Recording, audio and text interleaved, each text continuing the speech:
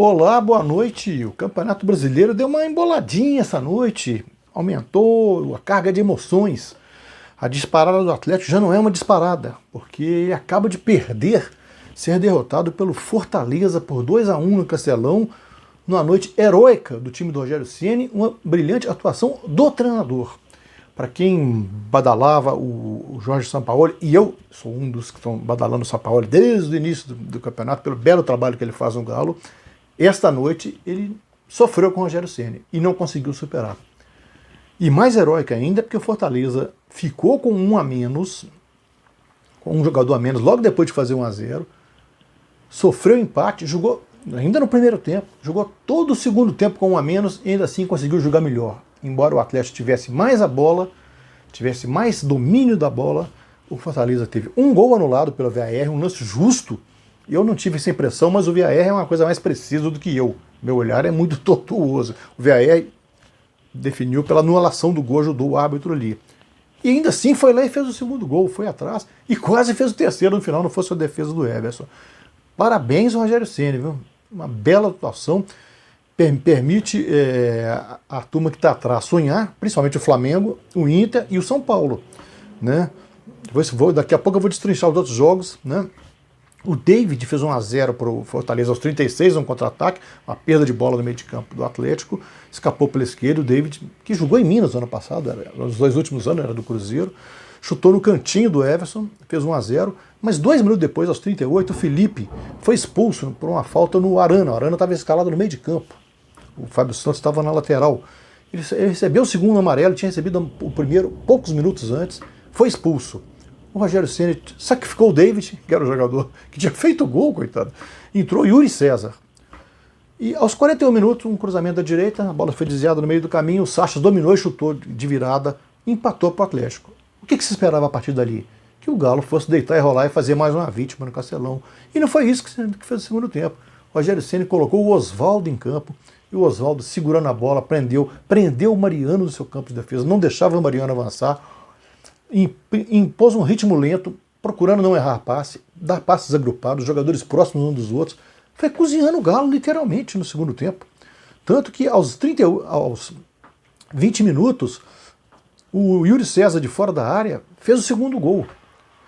Aí o árbitro foi consultar o VAR ficou analisando lá, demorou uns 3 minutos, e ele estava ajustado. Para mim parecia na mesma linha, mas às vezes tem um joelho ali, eu não sou a precisão. E foi anulado, uma frustração ali. Pô, era um alento para o Atlético. E nem assim o Fortaleza tirou o pé, não deixou de atacar em momento algum, dentro das suas limitações, evidentemente. E aos 39, no cruzamento do Oswaldo, da esquerda, o Bruno Melo estava com a cabeça enfaixada. Ele tinha entrado no segundo tempo. Esse Bruno Melo fez um gol no primeiro jogo da final do Cearense, contra o Ceará, e ele fez um gol e sofreu um choque de cabeça, do qual nem se lembra, não lembra nem do gol, enfaixou a cabeça, entrou esta noite com a cabeça enfaixada. Ele, de cabeça, pôs o Fortaleza na frente.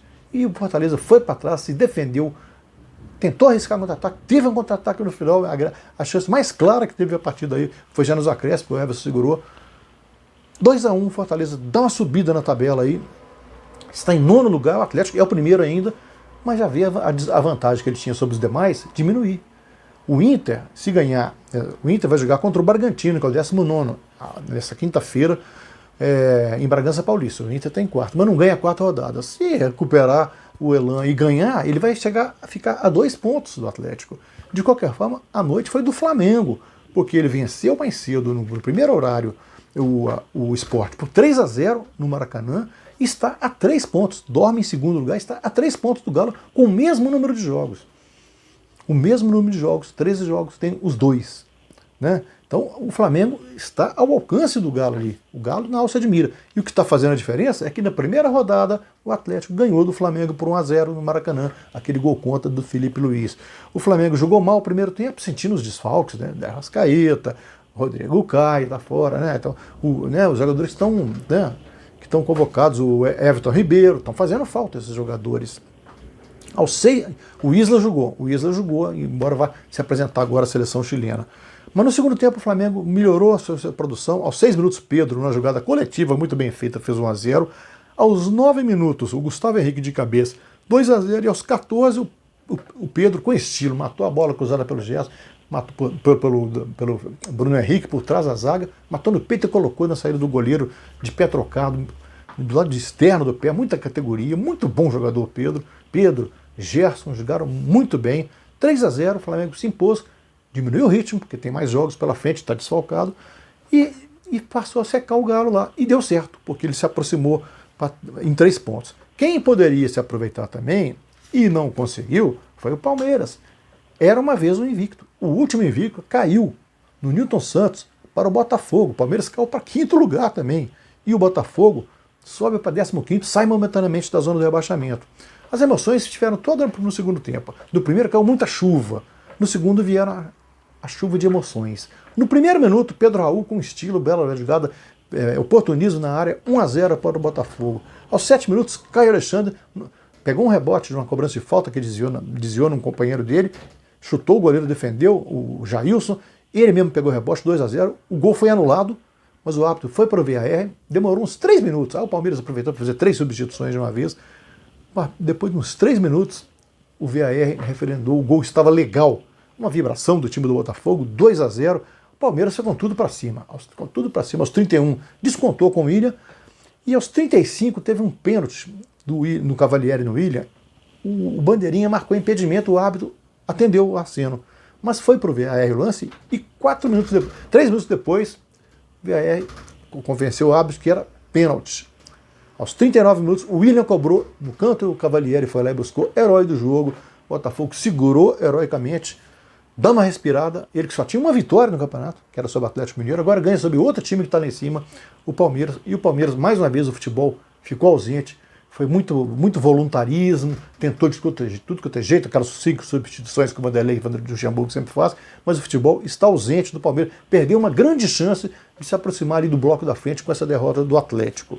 Quem não perdeu foi o São Paulo, que estava meio sob desconfiança de sua torcida, tudo bem, mas pegou o Atlético Goianiense, que vinha fazendo bons jogos, ganhou por 3-0 no Morumbi.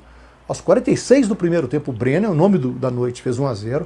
Aos 19 do segundo, Gabriel Sara, um belo gol carregando da direita para o meio, chutando no ângulo, 2-0. E aos 25, o Brenner também, com oportunismo na pequena área, escorando o cruzamento da esquerda, 3-0. São Paulo dorme em terceiro. O Atlético Goianiense recua para 14º. A coisa não está boa para o Atlético Goianiense, não. Mais cedo, também no primeiro horário da rodada, nos primeiros, Corinthians 1, Santos 1. Santos saiu na frente com o Madison aos 10 minutos. Ainda no primeiro tempo, o Danilo Avelar empatou aos 45. No segundo, os dois times tentaram, sentiram, o Santos principalmente, os desfalques. O Corinthians está sentindo a falta de futebol também. Está em 13º, só ficando, o Santos está em 7º. Na Bahia, no Pituaçu, o Mano Menezes conseguiu uma bela vitória sobre o Vasco, 3-0, com 3 gols no primeiro tempo. Bahia 12º, o Vasco em 10º, vem de uma derrota de 4-1 para o Atlético, agora leva de 3-0 do Bahia, o Vasco começa a ficar. Bahia, Rossi aos 10, Gilberto aos 32 e Cleison aos 45. Aos 22 do segundo tempo, o Bruno Gomes foi expulso, deixou o Vasco com 10, perdeu toda a chance de fazer alguma coisa. O Grêmio, em Porto Alegre, na Arena Grêmio, ganhou do Curitiba por 2-1. O Grêmio subiu para 11º, o Curitiba está em 18º. Luiz Fernando fez um gol aos 3 minutos, aquele que foi do Botafogo, né? Foi para o Grêmio no meio do campeonato. Davi Braz aos 10, fez 2-0. E o Nathan Silva, aos 26 do segundo, diminuiu para o Curitiba. Em Goiânia, na Serrinha, o Goiás perde a segunda consecutiva em casa. O Anderson Moreira foi para lá, demitiram, meio na sacanagem, né, o Thiago Largue, porque o Anderson Moreira ficou livre ao ser dispensado do Cruzeiro. Segunda derrota em casa. Perdeu do Santos domingo, agora perdeu do Fluminense de virada. 4-2. Uma noite de emoções ali, né? Aos 22 minutos, Rafael Moura fez 1-0 para o Goiás. Chorou bastante, porque ele perdeu a mãe no fim de semana. A mãe, vítima, estava com câncer, até convalesceu durante meses, não conseguiu se recuperar. Os sentimentos a ele chorou muito no gol. Aos 40 minutos, Iago Felipe fez 1-0, um belo chute da área, no bico da área ali, né? 1-1. No segundo tempo, o Fred de cabeça fez um gol meio histórico para ele, colocando o Fluminense na frente, porque é o gol número 174 do Fred pelo Fluminense. Ele se aproxima do Orlando Pinguim de Ouro, que tem 184, é o segundo maior artilheiro da história do clube. O primeiro não, que é o Valdo, 319, mas o Fred tem um horizonte que ele permite ser o segundo maior artilheiro da história do Fluminense. Na história do brasileiro, ele chegou a 149. E esses gols o tornam também o maior artilheiro da era pontos corridos. Todos esses gols foram na era pontos corridos. Ele não jogou na outra era. Né? Ele está a apenas 4 gols do Edmundo, que é o terceiro maior artilheiro da história do Vasco, e a 5 do Romário, que tem 154. Dois horizontes alcançáveis aí. O Roberto tem 190, é melhor não pensar nisso por enquanto. Essa foi o resumo da rodada, né? Corinthians 1, Santos 1, Flamengo 3, Sport 0, Bahia 3, Vasco 0, Grêmio 2, Coritiba 1, Goiás 2, Fluminense 4, São Paulo 3, Atlético Goianiense 0, Botafogo 2, Palmeiras 1, Fortaleza 2, Atlético 1. O Flamengo se aproxima e o Rogério Ceni mostrou que também tem técnico brasileiro capaz de ousadias de fazer bonito, como o São Paulo vinha fazendo no Atlético, mas esta noite ele parou no Rogério Ceni. É isso aí, meus amigos. Um abraço, fique com a gente.